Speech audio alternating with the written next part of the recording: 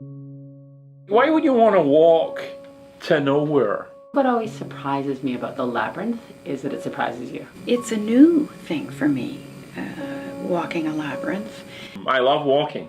You're going on a journey within a very limited space with a specific idea in mind. It creates pause. It forces us to stop from the fast-paced, lots of things coming in at once, the trying to juggle so much, to start to be reflective, to actually be intentional in our actions and our choices in what we are doing, but also what we're thinking. The willingness to pause and settle and listen deeply cracks open the question, the conundrum, the pain, whatever it is that might be there that wants resolution. Disorienting is a good word, but not in the sense of like a confusion, but more in a sense of knocking me off my hardened way, my trained way of thinking to explore. When I get stuck writing, I always walk. Any of the writers who write about writing, they'll all say the same thing. When you're stuck, you should walk. Walk, walk, walk. It's a wonderful embodied process that doesn't really require a lot of input from the outside world, but it's a lot of internal awareness that's being developed. So I think it opens up new ways of thinking, of doing, and of being in a place of learning that is really exciting. How to relate what they've learned to who they are and what their life is calling them to do. Is this an opportunity to be brave and do what I've always wanted to do, which is to bring this type of intent and connection with my coworkers into the workplace without it distracting also from accomplishing professional things.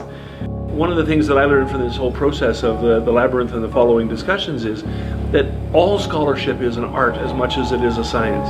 And it's about the question as much as it is about the answers. And it's about actually forcing yourself into places where you're completely uncomfortable, which is running us completely against the current of the modern academy. I really think the Labyrinth represents the idea that where intention goes, energy flows. And there was an intention set through the Labyrinth that connected the group to be really authentic for the rest of the time. We almost never do this in universities. That universities should be the place where you go to have these complicated thoughts and debates and the bearing of the souls and the reflection on where the world goes. I don't know where this is going to lead, but I feel that education, we almost never do become a this bit in of universities. That university should be the place where you go to have more intensely low-key space, right? So the intensity is there. This is work that will change the world for the better if you do it properly. But at the same time, there's a whole bunch of tremendously rooted self-awareness. I'm one person.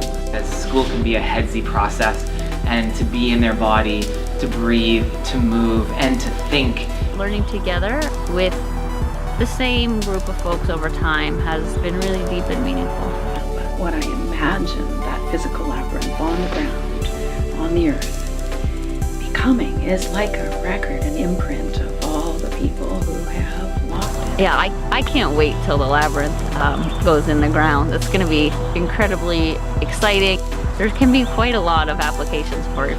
David's vision of the Labyrinth for Lakehead University is amazing. Well, what I see when the Labyrinth breaks ground at LU is it's immediately going to provide a space for experiential learning, for, in an institutional setting, new ways of learning about the world and being in the world. Let's make sure that this is available for the internal Lakehead University community, but it's also available for the community of Thunder Bay, because I know that it will be dual purposed in who will eventually be walking the Labyrinth.